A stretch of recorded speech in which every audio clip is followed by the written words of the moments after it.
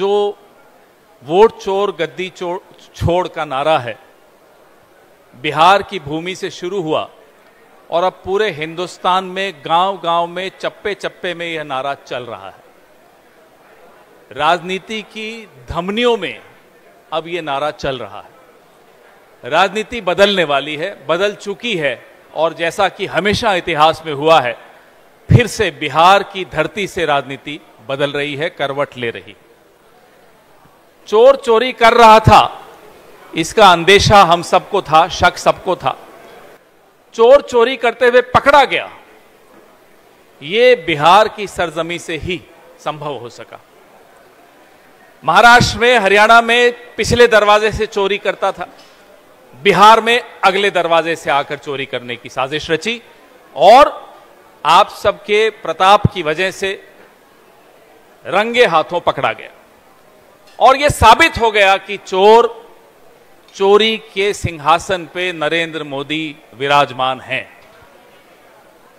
ये वोटर की मर्जी से नहीं है, ये फर्जी वोट से है। ये यात्रा, इसको मैं एक तीर्थ यात्रा मानता हूं। यह तीर्थ यात्रा इसलिए है कि एक पावन काम है कि कैसे आपके वोट का अधिकार चोरी न हो, उसके लिए हम लोग सब मिलकर मेहनत कर रहे हैं, संघर्ष कर रहे हैं। तेजस्वी यादव जी, राहुल जी, हमारे तमाम अलाइज, दीपांकर जी की पार्टी, सब मिलकर, वीआईपी पार्टी, सब मिलकर आपका वोट चोरी होने से बचा रहे हैं। और अब समझ में आता है कि क्यों बेरोजगारी बढ़ गई, क्यों बिहार में उद्योग नहीं है। अभी पिछले हफ्ते प्रधानमंत्री आए, बोले साहब बिहार के लिए 4 मजदूर रेल, बिहार के लिए मजदूर रेल, और अगले दिन गए गुजरात और बोले 52,000 करोड़ का कारखाना ये कर रहे हैं बिहार के साथ। वो इसलिए कर रहे हैं कि उनको लगता है कि वोट चुरा के फिर से काबिज हो जाएंगे, इसलिए कारखाना क्यों देना बिहार को, रोजगार क्यों देना बिहार के नौजवान को, सुरक्षा क्यों देनी बिहार की महिला को। यह साजिश पकड़ी गई। ये यात्रा, जिसके बारे में मेरे साथी संजय यादव जी भी आपको पूरा बताएंगे कि कहां कहां से होती हुई आ रही है, इसका जो समापन है, मैं उसको समापन नहीं मानता, वो एक हमारे लोकतंत्र की बड़ी यात्रा का शुभारंभ होगा। लेकिन इस यात्रा का, जो वोट अधिकार यात्रा है, इसका समापन पटना में, बहुत महत्वपूर्ण सूचना है, पटना में एक विशाल पैदल मार्च, जुलूस जो शुरू होगा गांधी मैदान की गांधी प्रतिमा से सुबह 11 बजे और अंबेडकर जी की प्रतिमा पर समाप्त होगा। पूरे दिन का ये, जिसमें लाखों लोग शामिल होंगे। इस वोट अधिकार यात्रा का ये समापन पटना में होगा 1 तारीख को सुबह 11 बजे। उसके बारे में भी हमारे साथी शशि यादव जी और संजय यादव जी और दीपांकर जी सब आपको बताएंगे। लेकिन वो समापन एक ऐसे आंदोलन, एक ऐसे क्रांति को आरंभ करेगा जो पूरे देश में फैल चुकी होगी। देश भर में ये नारा गूंज रहा है, देश भर में एक चिंता भी है कि साहब ये हमारे साथ हुआ क्या, पिछले 10-11 साल से क्या हो रहा है। और देश भर को अब समझ में आ भी गया है कि अब इनकी चोरी नहीं चलेगी और अब चोर को सजा भी देनी पड़ेगी। सजा सबसे पहले बिहार देगा। बिहार की तरफ सब देख रहे हैं, बिहार की तरफ असम भी देख रहा है, बंगाल भी देख रहा है, केरला भी देख रहा है, गुजरात देख रहा है, उत्तराखंड देख रहा है, पूरा हिंदुस्तान बिहार को देख रहा है। क्योंकि बिहार का दिल बहुत बड़ा है, लेकिन बिहार को अगर यह समझ में आ जाए कि उसके साथ धोखा हो रहा है, उसके साथ फरेब हो रहा है, उसके साथ झूठ बोला जा रहा है, तो फिर बिहार माफ नहीं करता। बिहार जो सजा देने वाला है इन चोरों को, वो सजा पूरा हिंदुस्तान देने वाला है आने वाले महीनों में। मैं अब अपने साथी, आप बात करेंगे, संजय यादव जी से आग्रह करूंगा कि इस प्रेस वार्ता को आगे बढ़ाएं। थैंक यू पवन जी। जैसा कि पवन जी ने बताया, आज वोटर अधिकार यात्रा का 12वां दिन है और ये हम सब के लिए सौभाग्य का दिन है कि आज हम राष्ट्रपिता महात्मा गांधी जी की कर्मभूमि चंपारण में हैं और आज इस 12वें दिन तक हम 20 जिला कवर कर चुके हैं। सासाराम, औरंगाबाद, गया, नवादा, नालंदा, जमुई, लखीसराय, मुंगेर, भागलपुर, कटिहार, पूर्णिया, दरभंगा, मधुबनी, मुजफ्फरपुर, सीतामढ़ी होते हुए आज हम पूर्वी चंपारण पहुंचे हैं, अररिया भी। तो साथियों, इन 12 दिन में 20 जिला में जो हमें जन समर्थन मिला, जैसा कि पवन जी ने कहा कि ये यात्रा अब तीर्थ यात्रा बदल चुकी है।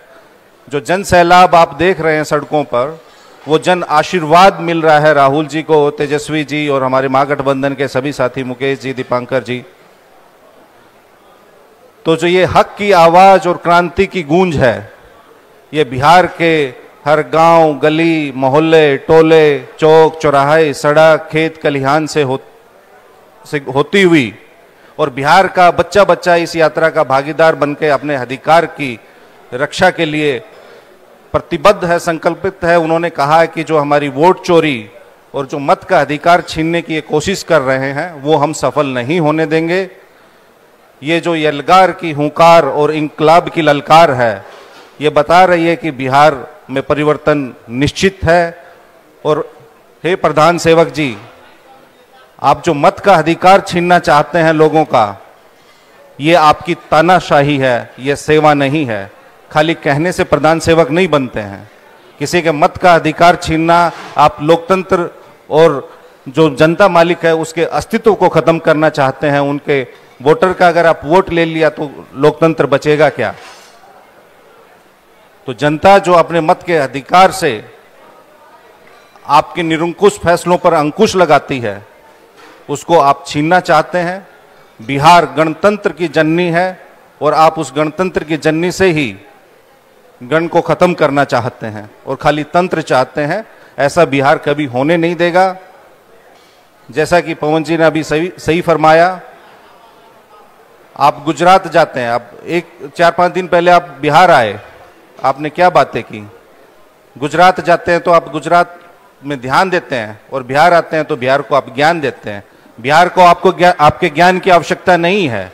आप इतिहास पढ़ लीजिए, बिहार ने दुनिया को ज्ञान दिया है। बिहार को क्या चाहिए? बिहार को रोजगार चाहिए, नौकरी चाहिए, उद्योग धंधे चाहिए। बिहार को ट्रेन नहीं चाहिए। आपकी 12,000 ट्रेन आप शुरू करने की घोषणा कर रहे हैं, कहां जाने के लिए? गुजरात जाने के लिए। आपने जो वादे किए, इसी चंपारण में जहां बैठे हुए हैं, बगल में चीनी की मिल, आपने कहा था 2014 में यहाँ जो बंद चीनी मिल है वो शुरू करवा के मैं इसी चीनी मिल की चीनी से चाय पीऊंगा। आपको 11 वर्ष हो गए हैं, आपने क्या दिया? आप बिहार में तरक्की की बात क्यों नहीं करते हैं? आप बिहार में तकनीकी की बात क्यों नहीं करते हैं? आप बिहार में खाली नकारात्मक बात करते हैं। बिहार सबसे अधिक जागरूक प्रदेश है, सामाजिक रूप से, राजनीतिक रूप से। तो आप जब बिहार आए, आप सीतामढ़ी में भी चीनी बंद मिल थी, वहां भी आपने कोई बात नहीं की। तो कम से कम जब आप अगली बार बिहार आए तो आपकी ही जो वेबसाइट बनी हुई है narendramodi.in, उस पे आप अपने भाषणों के अंश जरूर देखिए कि आपने बिहार को क्या क्या वादे किए थे और उन वादों को कितना आपने पूरा किया है। अगर आपने उन वादों का 5% भी पूरा किया तो हम चुनौती के साथ कहते हैं कि आप बिहार के लोगों को बताइए कि मैंने 5% अपने वादे इन 11 साल में पूरे किए। आप गुजरात मॉडल की बात करते हैं, उस गुजरात मॉडल को जिस मॉडल को आपने पूरे देश में बेचा, लेकिन 20 साल से आपकी बिहार में सरकार है एनडीए की, 11 साल से आप केंद्र में हैं, लेकिन आप बिहार मॉडल की बात क्यों नहीं करते हैं? 2 दशक से आप बिहार पे शासन कर रहे हैं और 11 साल से देश पर। तो अगर आपने किया तो उस मॉडल को आप में का जिक्र करने में आपको शर्म क्या आ रही है? क्यों? क्योंकि आपने इन 2 दशक में और 1 दशक में बिहार के लिए एक सुई की फैक्ट्री भी नहीं लगाई। इन 11 वर्षों में आपके प्रधानमंत्री बनने के बाद पलायन की दर बढ़ी है, बेरोजगारी की दर बढ़ी है, गरीबी की दर बढ़ी है, और बिहार साक्षरता दर में देश में सबसे कम है। बिहार का स्कूल ड्रॉप आउट रेट सबसे कम है देश में। बिहार के बच्चे हैं उनमें सबसे अधिक देश में स्टंटेड हैं, यानी बौनेपन का शिकार हैं। बिहार की महिलाओं में 45% महिलाओं में रक्त की कमी है, वो एनेमिक है। और प्रधानमंत्री जी, हम आपसे सविनय आग्रह करेंगे कि आप अपने अधीन ही नीति आयोग की रिपोर्ट पढ़ लें। नीति आयोग के जितने भी डेवलपमेंटल मार्कर्स हैं वो बिहार के बारे में क्या कहते हैं वो डिटेल में बताने की आवश्यकता नहीं है। तो अगर आपने बिहार के लिए, और बिहार ने आपको क्या नहीं दिया, बिहार ने आपको 2019 में 99% सांसद दिए, 40 में से 39, लेकिन आप बिहार में आते हैं तो आप विकास की बात नहीं करते। आप किसकी बात करते हैं? घुसपैठियों की।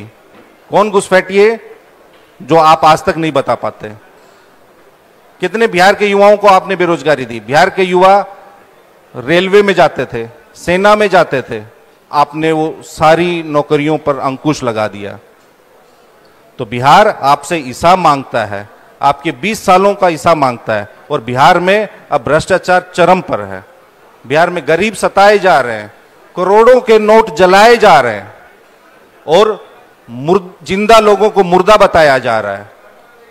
कुत्ता बिल्ली और डोनाल्ड ट्रंप का प्रमाण पत्र बनाया जा रहा है और हजारों रुपए लेकर एक आवासीय प्रमाण पत्र बनाया जा रहा है।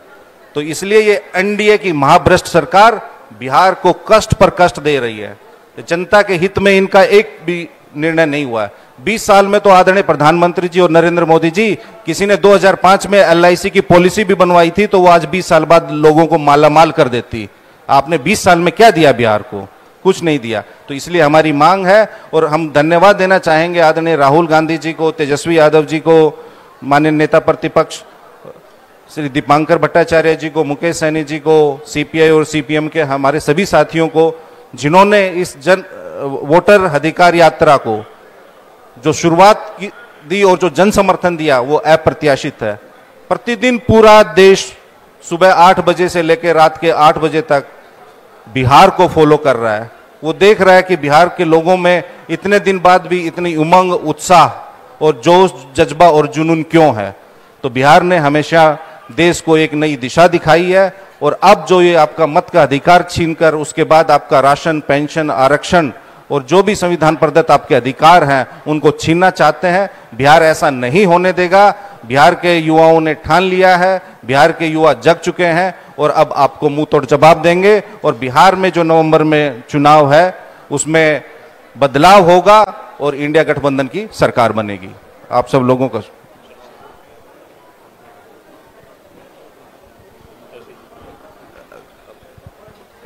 मैं अब शशि यादव जी से आग्रह करूंगा कि प्रेस वार्ता को आगे बढ़ाएं।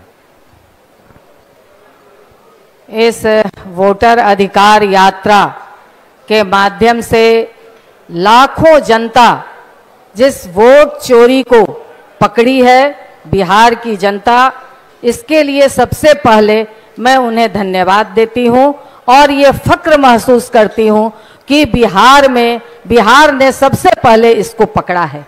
और यह यात्रा जो आप देख रहे हैं, मतलब लगातार जो लाखों लोग साथ चल रहे हैं, इस लाखों लोगों में आपके जो बड़े पैमाने पे तमाम तरह के शिक्षक, कर्मचारी, आपको कह लीजिए संविदा कर्मी, आपको स्कीम वर्कर बहनें, जो जिसमें आशा कार्यकर्ता, आंगनबाड़ी, जीविका, विद्यालय रसोईया, ममता, कुरियर के साथ साथ जितने आउटसोर्स कर्मी हैं, आपने देखा कि सफाई कर्मी की बातें आपने सुनी, उनके दिल का दर्द आपने सुना।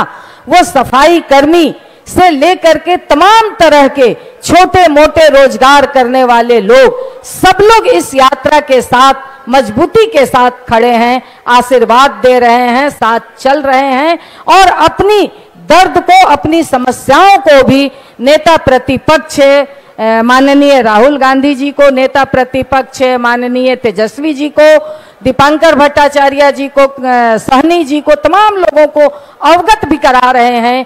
क्योंकि ये बदलाव की आंधी है और अगली सरकार बिहार में महागठबंधन की बनने जा रही है, आप इन प्रश्नों पे संजीदा के साथ आगे बढ़ेंगे, ये लोगों की इच्छा और आकांक्षा है।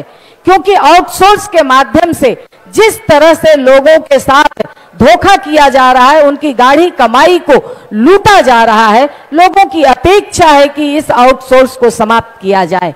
और इसके साथ ही जो लाखों हमारी स्कीम वर्कर बहनें हैं, जिनके तमाम पैसे पर यह कुंडली मार करके एनडीए की सरकार बैठी हुई है, इसके साथ भी अपेक्षा है कि आने वाले दिनों में जो केंद्र सरकार कुंडली मार करके इनके अधिकारों पर बैठी है, इसको ये सरकार खोलेगी, ये पूरी तरह से अपेक्षा है।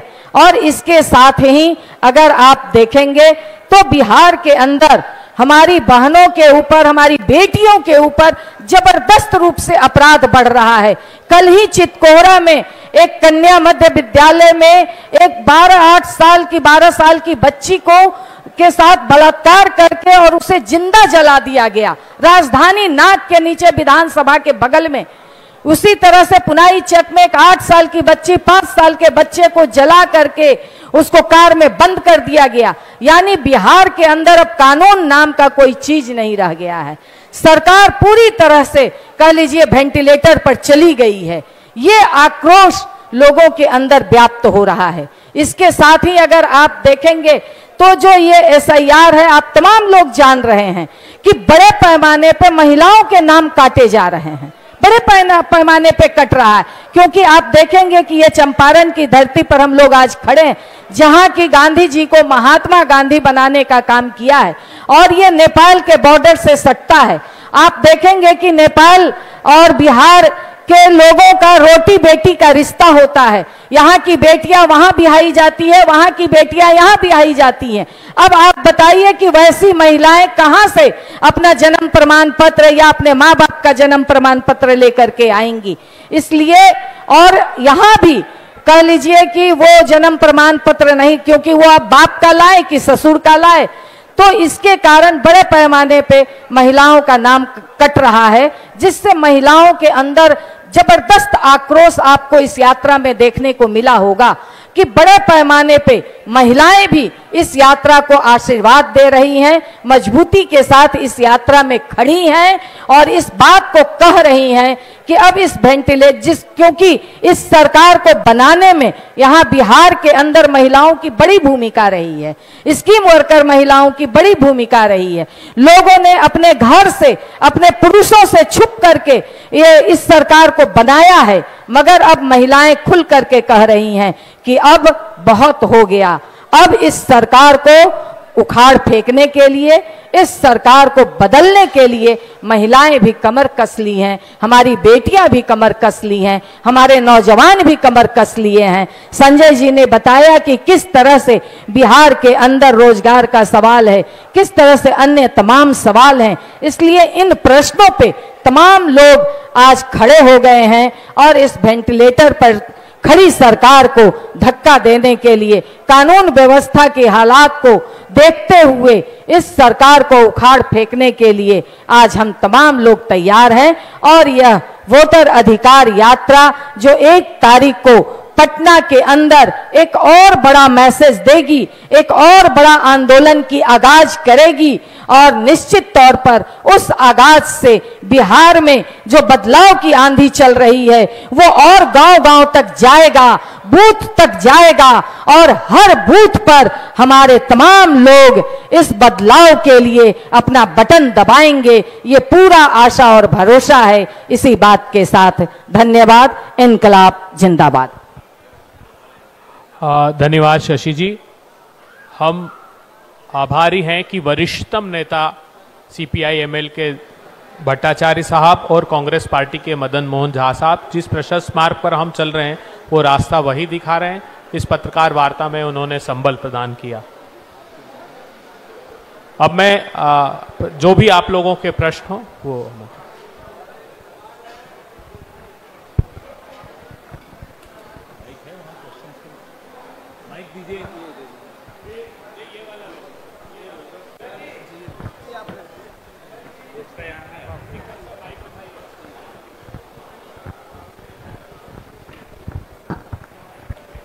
पवन जी, मैं उड़ीसा से हूँ।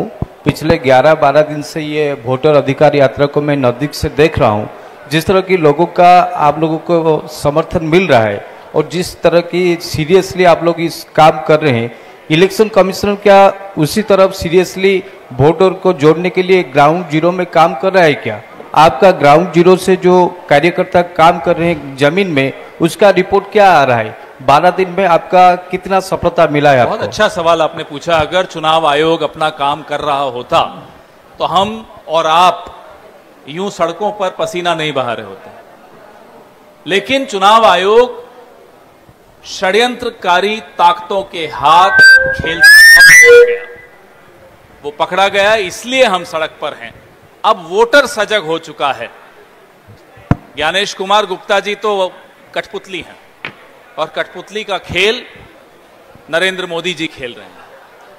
तो मैं नहीं मानता कि चुनाव आयोग बिल्कुल अपना काम कायदे से कर रहा है, अभी भी नहीं कर रहा है।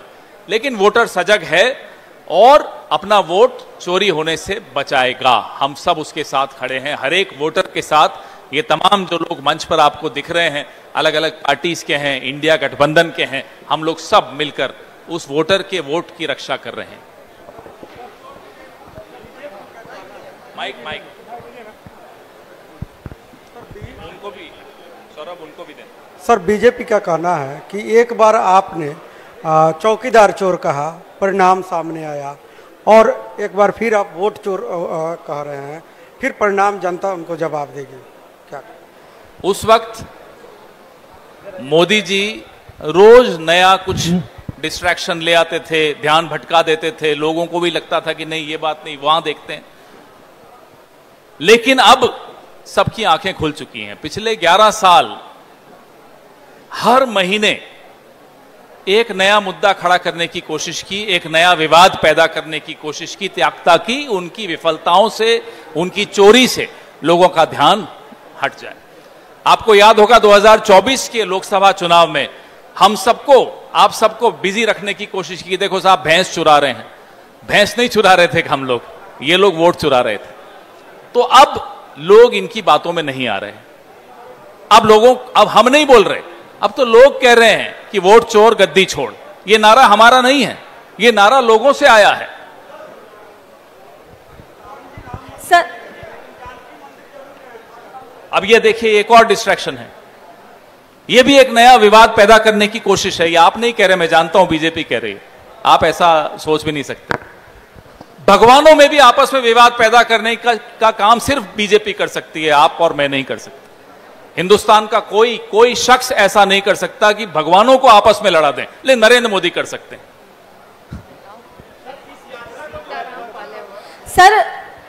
सर मेरा सवाल है कि एसआईआर के खिलाफ लगातार आप लोग सड़कों पर उतरे, वोटर अधिकार यात्रा पिछले 12 दिनों से कर रहे हैं, लेकिन बीजेपी आप लोगों की यात्रा पर तंज कस रही है कि कांग्रेस की परंपरा रही है इस तरीके से जो संवैधानिक संस्था है उनको लेकर के कुछ ना कुछ कहते रहना। 2014 से पहले आप आदरणीय प्रधानमंत्री जी माइकल लिंगदो को क्या बोलते थे? लोगों को याद रखना चाहिए। वो चुनाव आयोग को चुनौती देते थे और क्या क्या कहते थे चुनाव आयोग के बारे में, एफआईआर तक करने की धमकी देते थे। तो जो लिंगदो जी को प्रधानमंत्री जी ने जिन असंसदीय शब्दों से संबोधित किया था वो मैं दोहराना नहीं चाहता।